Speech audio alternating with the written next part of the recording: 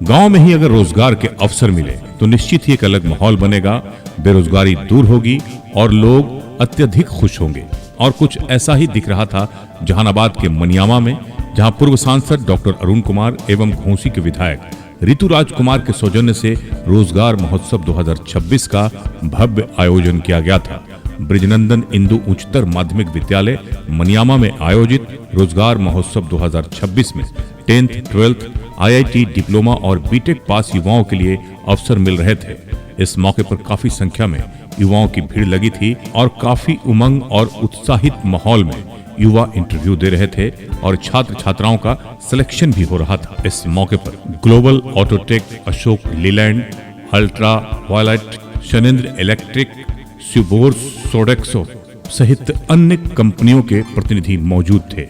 वहीं इस अवसर पर पूर्व सांसद डॉक्टर अरुण कुमार ने कहा कि बहुत ही बेहतर अवसर है इस सोच के तहत कि मनियामा गांव में इसकी शुरुआत की गई है कि अगर इसी तरह गांव में रोजगार मेला लगाया जाए तो निश्चित ही बहुत सारे युवाओं को रोजगार मिलेगा और उनके जीवन में खुशहाली आएगी। एसके मिर्जा, ईशा न्यूज के लिए।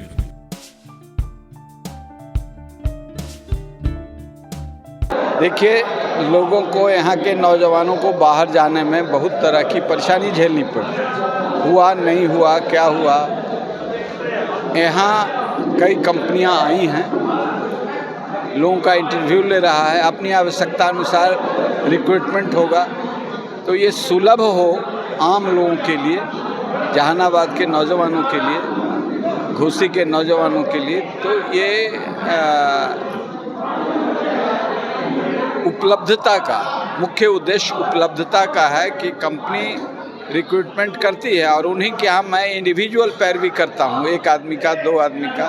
तो मास रिक्रूटमेंट का अब यहाँ पर प्रबंधन किया गया। काफ़ी भीड़ देखने को मिली युवाओं में और बिहार में कहते हैं कि बेरोजगारी भी है। इस पहल को आप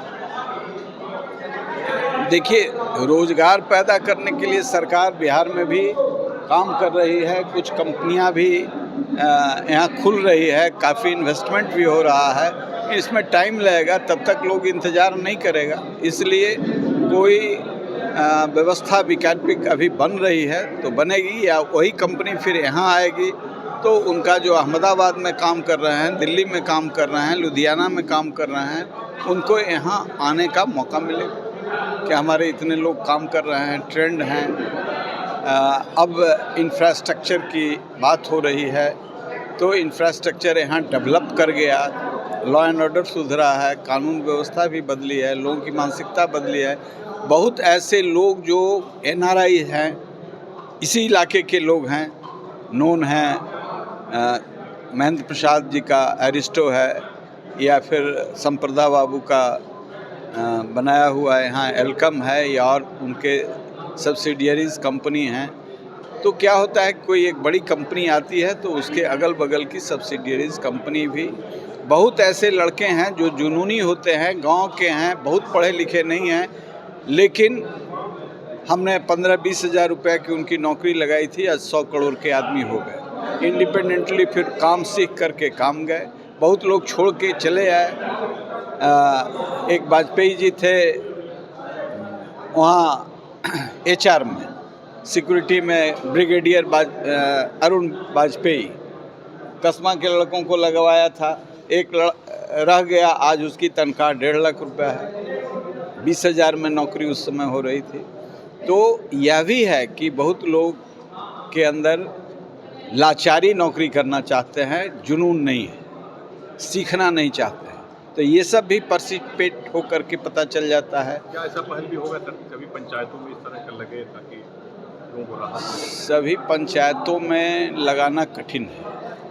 एक जगह यहाँ पर किया है तो कई तरह के प्रबंधन करने पड़ते हैं, कोई कंपनी अपने ओर से करती नहीं है, उसको आने में भी लगता है, तो उनको लाना है, ठहराना है और सारी चीज़ें होती हैं। इसलिए अरे जहानाबाद कितने दूर का है, 15 किलोमीटर रेडियस का है, तो 15 किलोमीटर तो पैदल भी पहले हम लोग बढ़ाना चल जाते थे पैदल पढ़ने के लिए।